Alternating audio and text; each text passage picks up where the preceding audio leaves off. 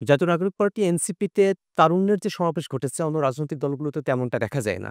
কিন্তু এটাকে শুধুমাত্র তারুণ্য নির্ভর দল বলাটা অনুচিত হবে। আমরা বাংলাদেশের বিভিন্ন শ্রেণী-পেশার মানুষ তাদেরকে আমরা দলের সঙ্গে যুক্ত করবার আমরা প্রক্রিয়া শুরু করেছি।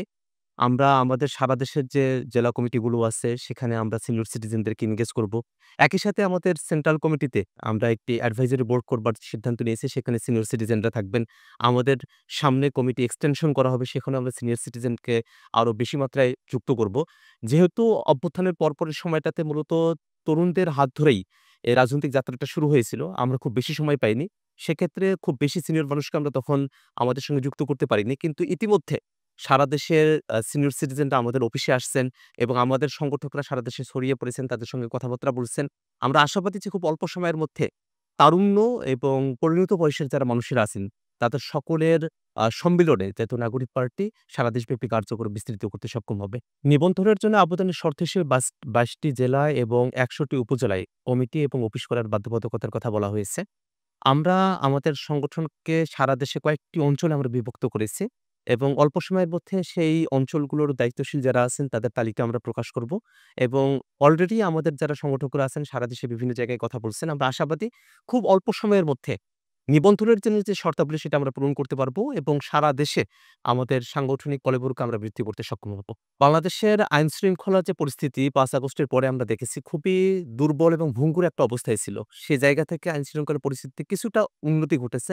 আমরা দেখেছি যে বিভিন্ন সময় যে উচ্ছৃঙ্খল কিছু কার্যক্রম চোখে পড়তো সেগুলোকে পুলিশ বাহিনী বা বর্তমানে সেনাবাহিনী মাঠে আছে তারা অনেক সময়ই সেটাকে নিয়ন্ত্রণে রাখার ক্ষেত্রে ব্যর্থ হয়েছিল। কিন্তু ইদানিংকালে আমরা দেখেছি যে যখনই বিভিন্ন জায়গায় নানা ধরনের উচ্ছৃঙ্খল কর্মকাণ্ডগুলো ঘটছে, সেই জায়গায় পুলিশ প্রশাসনের পক্ষ থেকে আ ত্বরিত গতিতে উদ্যোগ গ্রহণ করা হচ্ছে। অনেককে গ্রেফতার-টেফতার করা হচ্ছে। বিচারের মুখোমুখি দাঁড় করানো হচ্ছে। কিন্তু সার্বিকভাবে অনেকগুলো জায়গায় আমরা দেখেছি যে আ পুলিশ প্রশাসনের মধ্যে এখনো পর্যন্ত আগেকার যে সিস্টেমগুলো আছে, আগেকার যে মানুষগুলো আছে, সেই মানুষগুলো রয়ে গেছে। তো আমরা চাই যে পুলিশ প্রশাসন সংস্কারের জন্য যে উদ্যোগটা সরকারের তরফ থেকে গ্রহণ করা হয়েছিল, যার রিপোর্ট এখন পর্যন্ত পাবলিশ করা হয় নাই।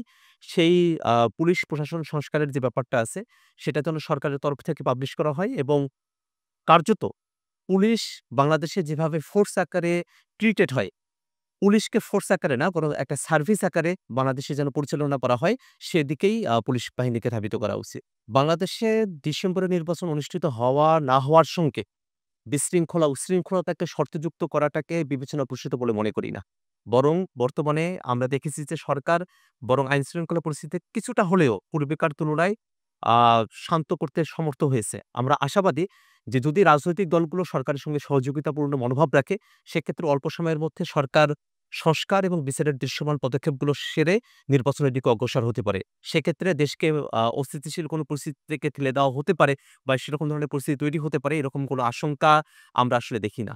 আমরা মনে করি যে অন্তর্বর্তীকালীন সরকার আমাদের যে বর্তমানে ৩ টি দাবি রয়েছে বিচার এবং সংস্কারের দৃশ্যমানতা, গণপরিষদ নির্বাচনের যে বাস্তবতার কথা আমরা বলেছি, সেই বিষয়গুলোতে যত দ্রুত সিদ্ধান্তে আসতে পারবে এবং কার্যকর পদক্ষেপগুলো আমাদের সামনে দৃশ্যমান হবে, তত দ্রুত সময়ের মধ্যে সরকার তরফ থেকে নির্বাচনের আয়োজন করা যেতে পারে।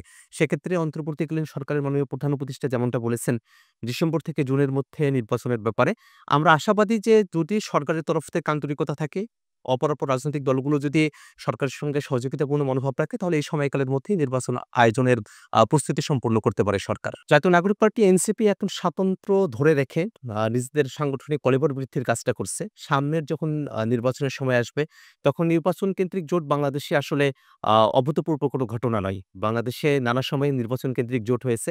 সেক্ষেত্রে আমরা অবশ্যই আ আদর্শগত জায়গা থেকে মিলের জায়গায়, কর্মসূচিগত জায়গা থেকে মিলের জায়গায় যাদের সঙ্গে থাকবে এবং বাস্তব পরিস্থিতির ভিত্তিতে জোটের সম্ভাবনাকে আমরা একেবারে উড়িয়ে দেই না। কিন্তু আমরা যেটা মনে করি যে জাতীয় নাগরিক পার্টি বর্তমানে তাদের স্বাতন্ত্র্য ধরে রেখে সাংগঠনিক বিস্তারেই তাতে মনোযোগটা লাগবে।